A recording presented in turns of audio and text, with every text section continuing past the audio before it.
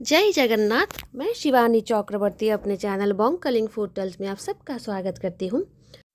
आज का हमारा ये वीडियो झूलन यात्रा के ऊपर है। सबसे पहले हम बताएंगे कि क्या आप घर में झूलन यात्रा कर सकते हैं, क्योंकि झूलन यात्रा मुख्यतः देवालयों में होता है।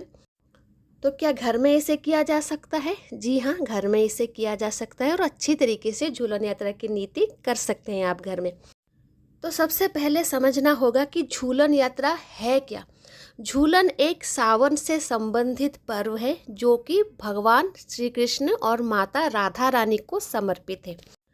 और ये जो समय होता है सावन का, ये नेचर के फलने फूलने का समय होता है। जो वृक्ष होते हैं वो हरे पत्तों से और फूलों से लदे हुए होते हैं।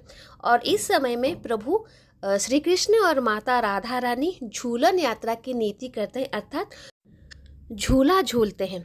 और ये नीति जब आप घर में करें तो आपको प्रभु श्री कृष्ण और माता राधा रानी की जो युगल मूर्ति है उनको झूले में स्थान देना है। अगर आपके पास उनकी कोई विग्रह नहीं है या फिर उनकी कोई फोटो नहीं है तो आप अपने घर में बाल गोपाल को भी स्थान दे सकते हैं। उनकी विग्रह हो या फिर उनकी कोई चित्र प्रतिमा हो, उनको भी आप स्थान दे सकते हैं।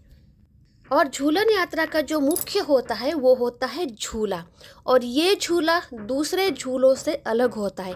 जैसा हमने कहा कि ये सावन का पर्व है और माँ राधा रानी और प्रभु श्री कृष्ण एक साथ इसमें झूला झूलते हैं।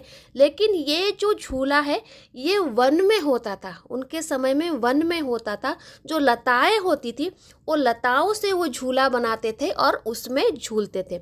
तो इसलिए जब आप झूलन यात्रा में झूला बनाएं तो इस बात का ध्यान रखें कि जो झूला आप बना रहे हैं आप हाथ से बनाएं या फिर मार्केट से लेके आएं खरीद के, या फिर अपने घर में अगर आप जन्माष्टमी की नीति करते हैं तो जो बाल गोपाल की झूला होती है वो भी आप यूज़ कर सकते हैं। तो ध्यान रखें उसको आप पत्तियों से सजाएं, फूलों से सजाएं, क्योंकि झूलन का परिवेश ही होता है हरा भरा और सुगंधित। अर्थात आपको परिवेश को सुगंधित रखना है और उसके लिए आपको फूलों का यूज़ करना पड़ेगा और पत्तियों का यूज़ करना पड़ेगा उसको हरा भरा दिखाने के लिए। अगर आपके पास गमले में कोई छोटा पौधा ऐसा है जिसमें आप झूला लगा सकते हैं छोटे सा, और आपके घर में अगर छोटी विग्रह हैं उनको वहाँ पर आप झूला झूला सकते हैं, उनका भार वो पौधा संभाल सके, तो सबसे पहले प्रायोरिटी उसी को ही दे, उसी गमले को, जीवंत पेड़ को ही दे।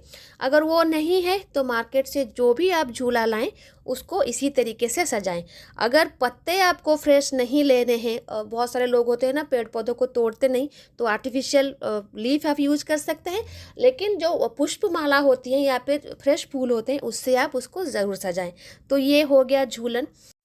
तो झूलन यात्रा होती कब है?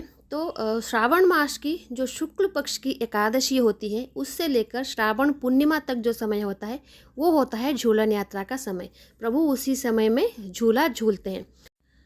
और ये पूजा पंचोपचार की पूजा होती है। इसमें प्रभु का स्नान होता है, श्रृंगार होता है, धूप दीप और भोग नैवेद्य होता है। तो सबसे पहले झूलन बनाएं, एक सुंदर सा सजा हुआ झूलन रखें। जैसा हमने कहा आप खरीद सकते हैं मार्केट से, या फिर जो जन्माष्टमी जो गोपाल का झूला होता है उसको भी आप यूज़ कर सकते हैं। तो उसको अच्छी तरीके से सजाना है। जहाँ पर इस झूला को बिठाना है, अगर आपके मंदिर में जगह है तो मंदिर में रखें, या फिर मंदिर के बाहर कहीं पर एक आसन देकर उस झूले को रखें। लेकिन उससे पहले उस जगह को अच्छी तरीके से शुद्ध करें, गंगा जल का छिड़काव करें, या फिर कोई भी चीज़ जिससे आप शुद्ध करते हैं वहाँ पर शुद्धता का ध्यान रखें। जगह का शुद्ध करने के बाद वहाँ पर झूले को रखें और उसके बाद जो भी विग्रह आप उसमें बिठाना चाहते हैं और उनका स्नान कराएं, या तो गंगा जल से स्नान कराएं या फिर पंचामृत से स्नान कराएं। स्नान कराने के बाद उनको वहाँ पर स्थान दें, उन्हें नए वस्त्र पहनाएं। यह पहले दिन की बात कर रहे हैं। अगर आप जितने भी समय आप झूलन यात्रा की नीति करें, अगर हर रोज़ आप नए वस्त्र पहनाना चाहते हैं तो वो भी पहना सकते हैं, लेकिन एक ही वस्त्र को पूरे झूलन के समय आप यूज़ कर सकते हैं। तो नए वस्त्र पहनाएं और उसके बाद प्रभु का श्रृंगार करें। और इस श्रृंगार में चंदन का श्रृंगार अवश्य रखें, चंदन कुमकुम का श्रृंगार, क्योंकि ये प्रभु का मुख्य श्रृंगार होता है। तो चंदन कुमकुम का श्रृंगार कराने के बाद प्रभु को अलंकृत करें पुष्प अलंकार से। इसमें ध्यान रखें कोई भी मेटल आप यूज़ करें, चाहे गोल्ड हो या फिर आर्टिफिशियल ज्वेलरी हो, उसको इसमें बिल्कुल भी शामिल ना करें। जितना हो सके ये पुष्प अलंकार से प्रभु को सजाएं, क्योंकि ये सावन का पर्व है और ये झूलन का जो झूला लगता था वो जंगल में लगता था, और जंगल में जो पत्तियां और फूल होते थे उसी से ही प्रभु श्रृंगार करते थे। तो इसका ध्यान आप रखें, जितना हो सके पुष्प का ही श्रृंगार करें। वो मोर पंख का श्रृंगार आप कर सकते हैं, लेकिन अलंकार जो है आर्टिफिशियल अलंकार है या फिर गोल्ड ज्वेलरी भी है उसको थोड़ा इस समय निकाल दें तो अच्छा रहेगा।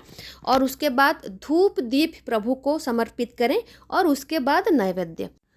तो नैवेद्य में क्या लगाएं? तो अगर हम जगन्नाथ मंदिर की भोग की बात करें तो प्रभु को झूलन यात्रा में स्पेशली अमालू और खीर भोग दी जाती है। तो अगर आप बाहर कहीं रहते हैं तो आप मालपुआ और खीर लगा सकते हैं। और अगर आप राधा कृष्ण जी की जगह बाल गोपाल को बिठाए हुए हैं तो उनका तो अलग से भोग होता है, सबको पता है, माखन मिश्री। तो आप माखन मिश्री दे सकते हैं और उसके साथ साथ रबड़ी दे सकते हैं, छेने से बनाई हुई मिठाई दे सकते हैं या फिर छेना दे सकते हैं। कहने की बात है कि जो भी डेयरी प्रोडक्ट होता है उससे बनी चीज़ें ही आप भोग लगाएं और उसके साथ साथ मालपुआ और खीर भी भोग लगाएं। और ये सब कुछ समाप्त होने के बाद आता है मुख्य झूलन यात्रा की झूलन झुलाने का। और जब आप झूलन झुलाएं उस समय भजन कीर्तन करें, भजन कीर्तन करके ही प्रभु का झूला झुलाएं। और इस समय आप माँ राधा रानी और प्रभु श्री कृष्ण जी के जितने सारे नाम हैं, श्री कृष्ण जी के अष्टोत्तर नाम हैं वो आप कर सकते हैं। माँ राधा रानी जी के जितने सारे नाम हैं वो भी आप कर सकते हैं। और भजन कीर्तन के साथ एक भक्तिमय परिवेश में भगवान जी को झूला झुलाएं। ऐसा नहीं है कि दिन भर आप झूला झुला सकते हैं, 10-15 मिनट या फिर आधे घंटे या फिर जितना समय आप झूला झुलाने के लिए सक्षम हैं उतने समय आप झूला झुला सकते हैं। हो सके तो जितने समय में झूलन यात्रा की नीति होगी आप प्रभु को उसी झूलन कुंज में रखें। जो आप सेटअप बनाएंगे उसको झूलन कुंज ही कहा जाएगा। अगर आप सारे समय उस झूलन कुंज में रखना चाहते हैं तो रखें, या फिर हर रोज़ जब आप झूलन यात्रा की नीति समापन करें उसके बाद प्रभु को अपने आस्थान में मंदिर में रख सकते हैं। वापस से फिर दूसरे दिन वही नीति करने के लिए प्रभु को वापस आप ला सकते हैं। या फिर अगर आपके पास सुविधा है तो आप जितने समय तक झूलन यात्रा की नीति चलेगी आप झूलन कुंज में ही प्रभु को वहाँ पर रखें। हो सके तो कदम का फूल भगवान जी को अवश्य समर्पण करें, क्योंकि कदम सावन का फूल होता है और कुंज में उसका इस्तेमाल बहुत किया जाता है। तो अगर आपके पास कदम का फूल है तो सबसे पहले उसी फूल में कुंज को भी सजाएं और कदम फूल की माला बनाकर प्रभु श्री कृष्ण जी और माँ राधा रानी को अवश्य पहनाएं, क्योंकि कदम फूल प्रभु श्री कृष्ण जी का सबसे प्रिय फूल है, क्योंकि वो जंगल में खिलता है। और ये जो पर्व है वो जंगल से संबंधित है, वन से संबंधित है, सावन से संबंधित है। तो ये फूल अगर आपको मिलता है तो आप सबसे पहले उपयोग इसी का ही करें। तो ये थी घर में आप किस तरीके से झूलन यात्रा की नीति समापन करें उसके ऊपर एक छोटा सा वीडियो। अगर वापस से कोई आपके सवाल हो तो आप ज़रूर हमसे पूछ सकते हैं। तो आज के लिए इतना ही, रहते हैं। जय जगन्नाथ, जय माँ काली।